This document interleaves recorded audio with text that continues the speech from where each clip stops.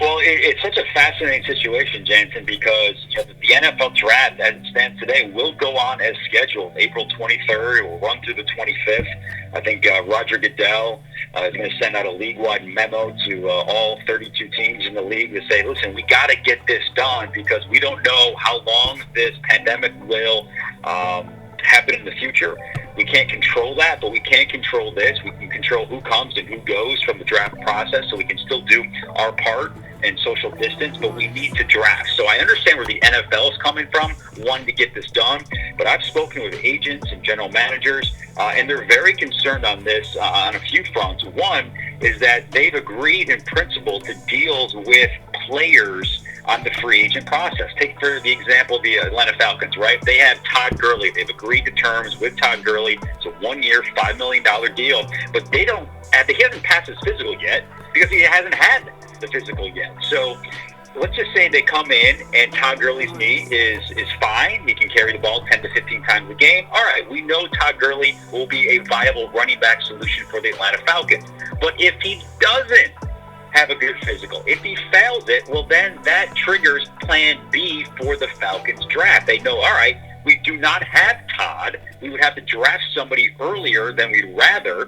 So it kind of shifts their philosophy if they knew Todd Gurley wasn't going to be available. Now, they might not know that by April 23rd. So I think there's a lot of hesitation and frustration with some of the GMs and agents out there because they want certainty, right? They don't want to make a draft day decision based on the unknown. They want all the facts in front of them. And right now, if they can't get with their free agent guys and get those medicals cleared, that uncertainty will linger.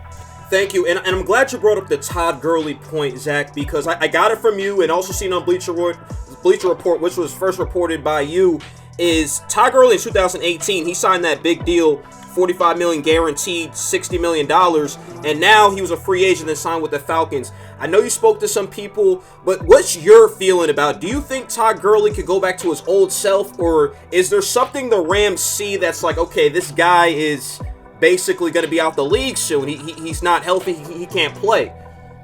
Well, I think it tells you a lot when the team that drafted you, the team that you had so much success for, lets you go. Now, you could look at that twofold. One, they're letting him go because they know that his best days are behind him. Or you can look at it and say, listen, we way overpaid for his services. He's not worth X right now.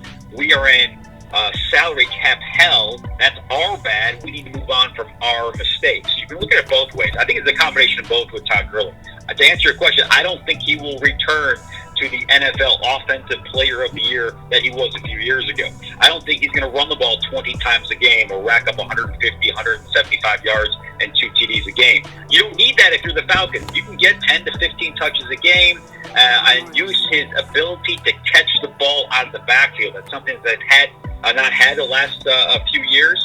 I think that's a very amazing option that Matt Ryan and this offense will have. Gurley running out of the flat. Hayden Hurst running vertical in the tight end position.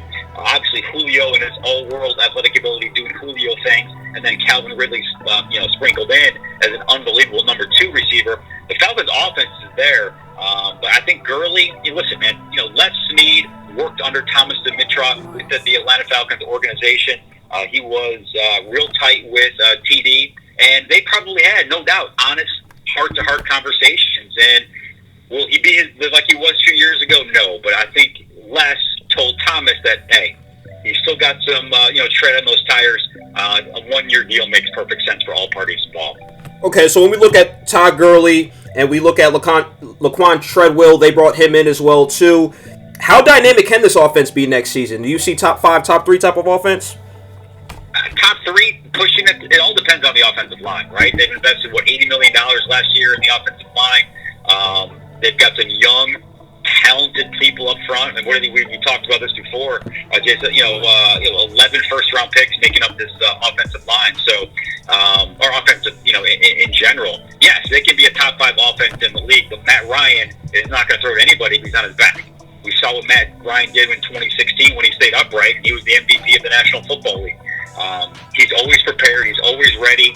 The NFC South is loaded, but there's no doubt that the Falcons have the talent in place, should they get Matt Ryan time, to be one of the best offenses in football. Okay, thank you, Zach Klien for joining me, Sports Director WSBTV Channel 2. Go follow him on Instagram, Twitter, Facebook, Zach Klien, WSB. Also on WSB TV, I see a lot of your interviews, great interviews. Go check out his content. And from what you were telling me before, more interviews are coming. Yeah, I had a chance to visit with Braves manager Brian Snicker earlier today. Did some good Brad Guzan, Atlanta United's goalie, Chip Carey yesterday. So, yeah, we're trying to keep busy on WSB Channel 2, trying to keep everybody somewhat entertained and a smile on their face. Hopefully it's a pleasant distraction from the harsh realities that we're all living in right now. So, listen, Jansen, keep up the amazing work, man, and great follow and continued success. Thank you, man. I appreciate it and the great work you're doing in Atlanta. Thank you.